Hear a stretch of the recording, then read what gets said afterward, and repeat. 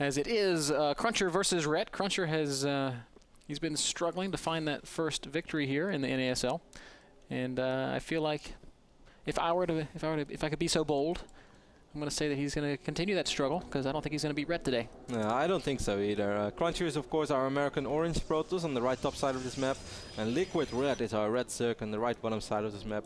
Even though Red has been struggling a little bit lately against certain 2-base all-ins of Protoss, of course, a lot of Zergs are struggling against it, because Protoss does have some very strong all-ins available. But then again, I just think that Red is of another level right now of CrunCher. I do think that CrunCher, the more he's going to practice, the better he's going to get again, but I do not think right now that he's capable of going head-to-head against one of the best Zergs in Europe. So my prediction for this series is, Ben, that I think that Liquid Red is going to take it. Rhett is one of the top Zergs in Europe. There's really no doubt about it. He recently did pretty well at Takes event. He was he top 4? Yeah, top 4, that is correct. Which and that was basically all the best players in Europe duking it out amongst themselves. So yeah, I think you can say 31 best players of Europe and 1 god. The 31 best players and their creator. Yes. That's kind of how that tournament felt. If you guys haven't seen the VODs of Take TV's Reloaded tournament, you should definitely check them out, because it was a very fun tournament. A lot of player casting as well, Grubby casting, Red casting, Red's girlfriend casting. So what? Yeah. I didn't see this. Yes, he casted. And she was pretty good, man. And see, even like one time there was an argument with Red and his girlfriend, and Red is like, he's going Broodlords, and his girlfriend like, nah, I think he's going Ultralisk. Red's like, nah, it's going to be Broodlords, and then he went Ultralisk. Red's girlfriend looked really smart. Oh man, smarter than Yost. So no, that was a really fun, awesome tournament, and it was really exciting. Basically every single match was exciting that Stefano was not in. The games that Stefano was in were a little bit more one-sided. Man, I would be so annoyed if I was casting with my girlfriend and I was like, looks like Broodlords to me, and she was like, nope, Ultras. Yeah. It's like, oh. I would just be like, Well, it was really fun. It was an awesome tournament, so mad props once more to Dennis T. Galen, the man behind the Home Story Cups. Such an awesome guy. Deserves all the love. The man, that is pretty much the title that he deserves, because he is the man. Much love, Take. I don't know if you watch our NASL broadcast, but I hope you do, because you're awesome. Even if he doesn't, Ben, as long as we say it, eventually one day it will arrive. The message will arrive to him. Good. And he will receive all the love that we're giving him. It better get there. Red went for the standard 14 pool, 16 hatch, while CrunCher went for Forge Cannon Nexus, which surprised me a little bit, because I think he could have gone away with Forge Nexus Cannon, or even Nexus first and then still drop the cannon. Oh, wow, yeah. CrunCher is Red is safe and sorry. Why is he playing so safe against Red of all people? Yeah. He's never 6-pooled in his life. Never say never, Ben. Yeah. Actually, Rhett's a great tournament player, and he's not afraid to mix in a cheese here or there, so I shouldn't say that, but that is an overly safe opening given what he's up against here, as Rhett's economy is just going to be great. CrunCher's Nexus still hasn't completed because he took that extra time to put that cannon down. For the people who wonder or do not watch every single broadcast of us, shame on you, but CrunCher is currently ranked 7 in his division. He has 1 win and 2 losses. Red is in 3rd place with 2 wins and 1 losses. His loss, however, was still pretty surprisingly against Lowly, the man that we are going to see in action in our next best of 3. Who's surprisingly leading this division after 3 weeks. Man, I cannot wait to cast Lowly. We were talking a lot about him before the broadcast started. Yeah, that's right. And he's just been beasting it up, man. Lowly, like the guy nobody knows anything about. He's just like hidden in Belarus. Well, I know quite a bit about Lowly actually, because I played a lot against him back in the days when I was still living in Europe. I was playing a lot of ladder. He's one of those guys that you often meet at ladder. And yeah, he's pretty good in online tournaments. And well, the reason why, we're going to shine some light on that later. Absolutely, you are correct. Right now, Rhett just chasing the probe of CrunCher around his 3rd base there. Wants to make sure that no pylons or anything like that goes down. That can often spell doom for Zerg players if pylons go up unchecked. It seems like I lose too many games to things like that. Yeah, no, it's super important. Doesn't matter what you face. If you would face 3 or 4 gate pressure, it's so incredibly important that you snipe probes and pylons, and that you don't have pylons close to your base. Fortunately for Red, that doesn't seem to be the case. We see a Stargate on the right top side of CrunCher's main base. But even then, if Red just wants to take out these rocks and then make a hatch, CrunCher still bought himself a little bit of time. Time that could very well mean that Void Rays can be a lot more effective than they normally are, because it would just take a little bit longer for Creep to actually connect to this base, and perhaps additional queens to pop out as well. But actually it's just going to be a Phoenix opening, so CrunCher is not going with the Void Ray, which is something I don't mind at all, because I feel that Void Rays are very good in general against like for defense, if you're in the dark and you're worried about a big roach attack, perhaps, then it's very nice to open up with one Void Ray. But if you do not delay the third base by an insane amount of time, or it's just really, really hard to connect two bases, like for instance on Ohana, then I think just opening Phoenixes is better. So yeah, I like what CrunCher is doing. And I like it a lot on Talon Ultra as well, because this is a map where Zerg players love to play Muta, Kev. And I think we're going to be seeing some Muta out of Ret here, as he's gone for a very fast layer. Yes, Spire starting right this second. So it is going to be some sort of Mutalisk play. And having that Phoenix out is going to give that extra bit of control to CrunCher. It's also noteworthy, CrunCher's changing up his play from what we saw out of him against Idra. He went for the same Sentry drop into Robo play 3 games in a row against Idra, and now he's opening Stargate. It could just be because of the map, but maybe he's maybe after that series he decided that he needed to make some changes. Yeah, maybe that. And I love that he's waiting with Phoenixes as well. Perhaps he just has a really good idea of how Red loves to play, but he's going for it right now. Imagine how painful it is if Red would have just made 7 or 8 Mutalisks and then all these Phoenixes show up. What I think that Red is going to do right now is just open up with a few Corruptors. Then he still might play a Mutalisk, because I really think Corruptor Muta can actually deal pretty fine with 1 Stargate Protoss. Certainly when Protoss is stuck on 2 bases, and Zerg has a very strong 3-base economy. But I think in the start all we're going to see is a couple of Corruptors and Red just drone up like a madman. Oh man, this is such a sneaky opening. Red didn't even have an Evo chamber down. He was really trying to cut corners, trying to go straight to Spire with nothing else out on the map, and he's getting punished for it pretty badly here. With 3 Queens, he could potentially kill them, but it's a little bit risky and he doesn't want to take the risk. What is Red going to make? Spire did just finish. All his Overlords are so extremely exposed. CrunCher really being kind of slow about how he goes about this Phoenix Raz. Now he's finally going to get 1 more Overlord kill before Ret chases him away. 1 Mutalisk in production for Ret. I don't think that's going to do too well. It's a very sad Muta as well, because that Muta is obviously going to die instantly. Phoenix is extremely good against Mutalisk, and so far really, really good opening for CrunCher.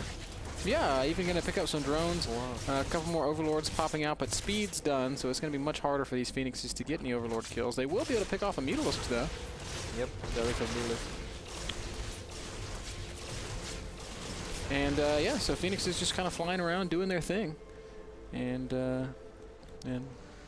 what else can we say, Kev? Picking up more and more drones. So far, everything is really good for CrunCher.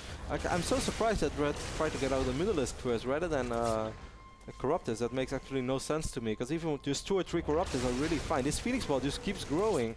And Red really is going to have to find an answer to this somehow. Look how many Overlords are exposed. He could actually just pick up Queens now, right now as well. Wow, Red really went greedy on the Spore Crawlers even after that Evolution Chamber finished. Yeah. And Red is in a world of trouble right now. Look at the unit's lost resource step, man. That's insane. It's crazy, and this is what Phoenix openings can do sometime if a Zerg player underreacts to them.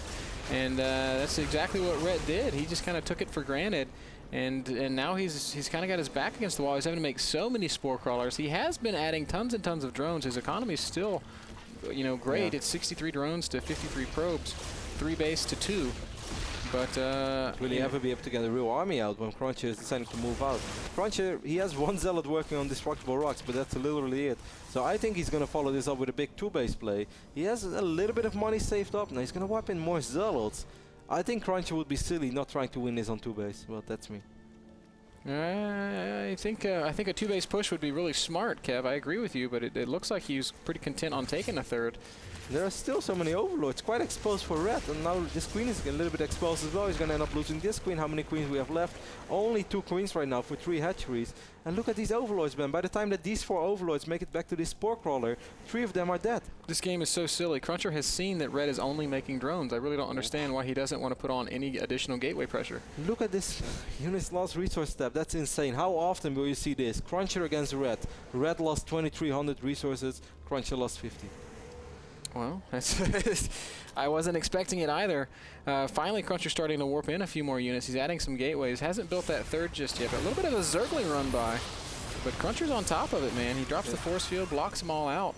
And what is happening right now, man? CrunCher killed 37 units of Red. Red killed 1 probe. Red's finally got some Infestors on the way, and Infestors are a really good answer to the Phoenixes. Yeah, they are perfect. We might actually see that Fungal of Doom.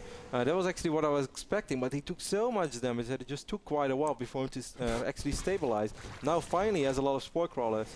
CrunCher did spot the the Infestation Pit, sorry, and he also saw that it was morphing just a little bit, so he should know that Vanishing Lens is being researched, and this should be the moment that CrunCher is going to have to be really careful with his Phoenix.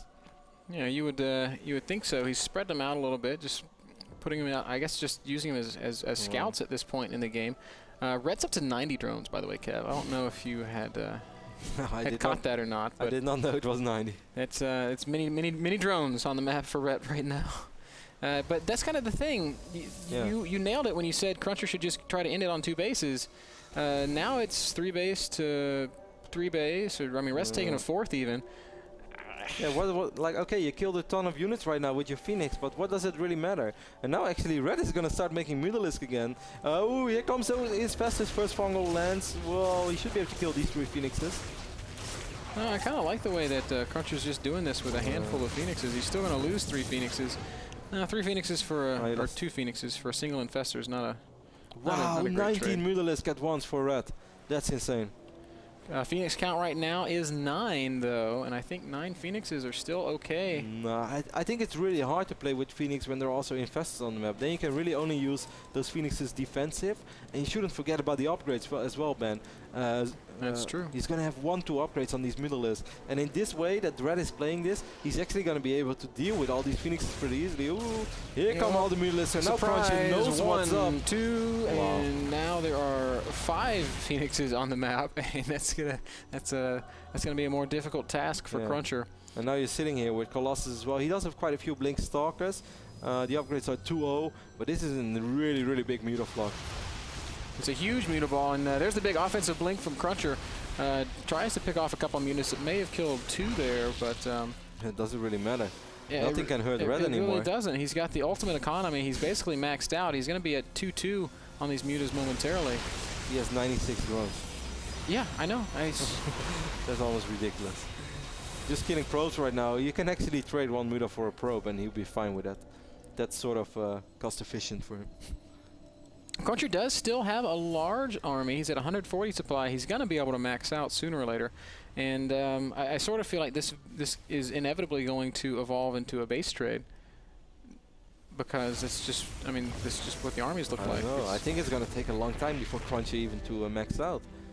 And yeah, and you're right, of course. Red can always base trade. He has so much money right now. If I was Red, I would already start building 4 hatches on the left side of the map. Yeah. What's stopping you?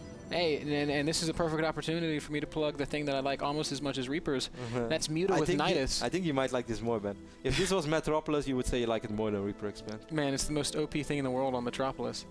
But really, I don't understand, man. Nidus is such a good supplement to Mutalisks. We can see that Red has basically infinite money. I don't understand why he wouldn't do that. A Nidus exit does count as a building, so in a base race situation, you can just build those all around the place. And it means that you pretty much never lose your drones. No, you're right. Like, the moment that CrunCher ever wants to attack, Red is just going to fly in with all the Mutalisks, and he's going to force the wheel-based trade straight away.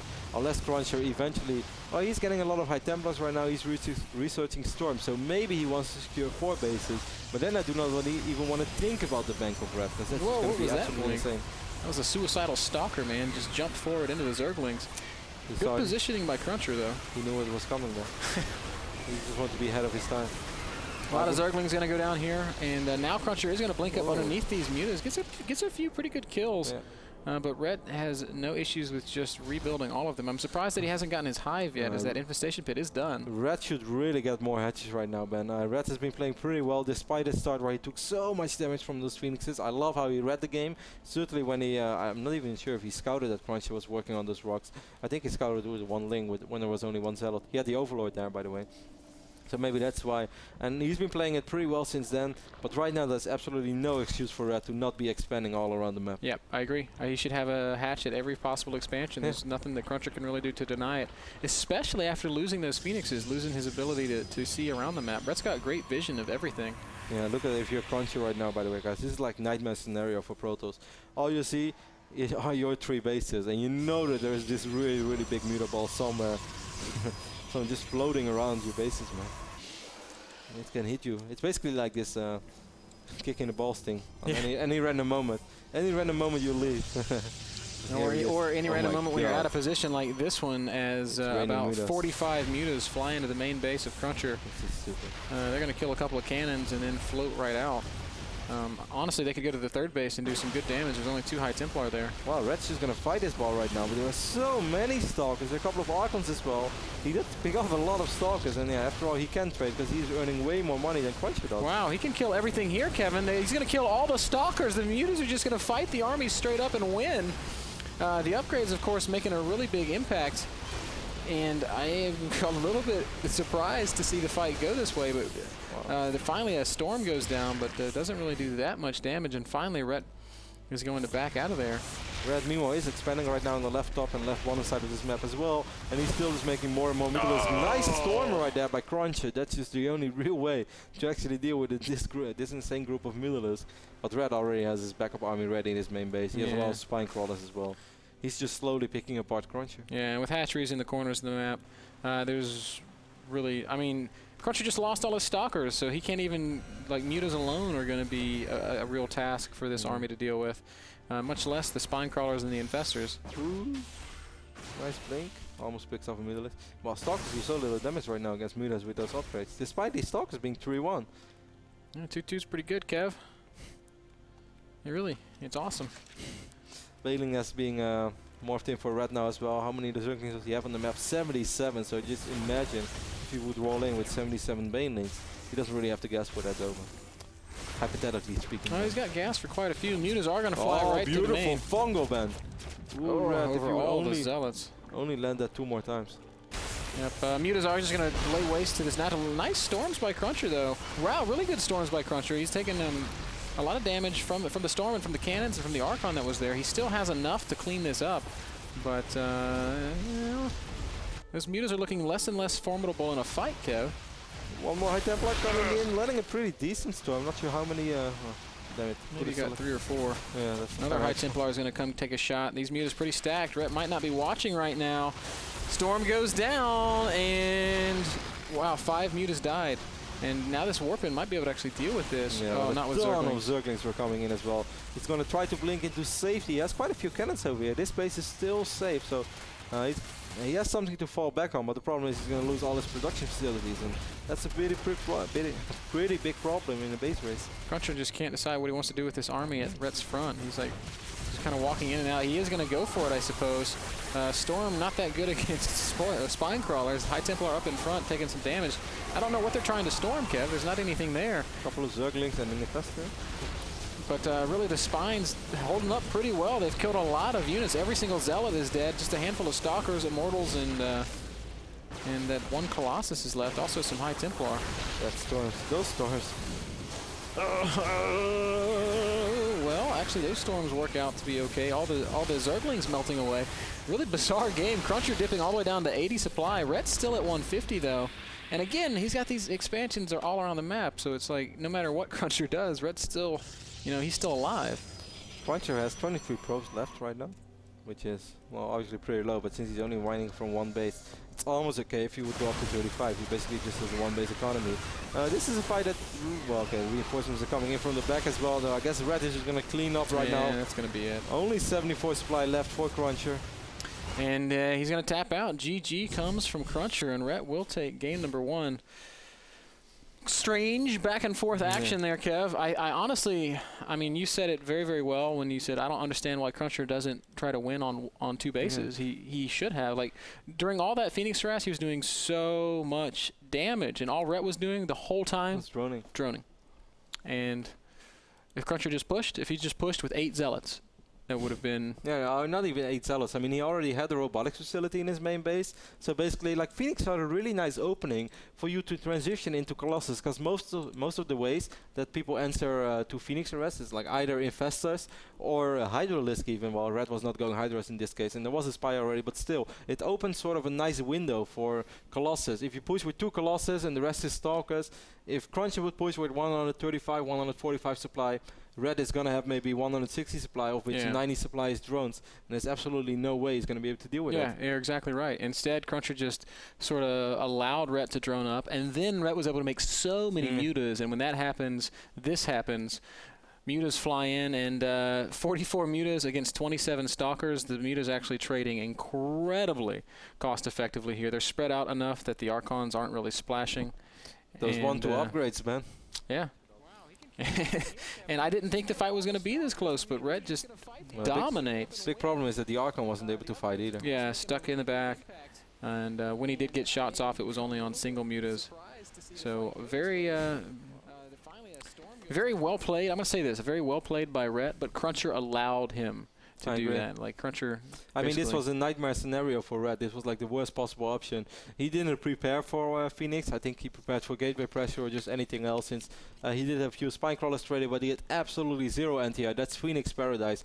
Then you know you will hurt the Zerg economy if you follow it up with 2 Colossus, because that's all you need to deal with Zerglings, and the rest is Stalkers, because Stalkers are pretty good against every unit that Zerg has. You'll be more than fine. Why would you allow Zerg to go? If you killed that much, he killed 3,700 and all he lost is a probe.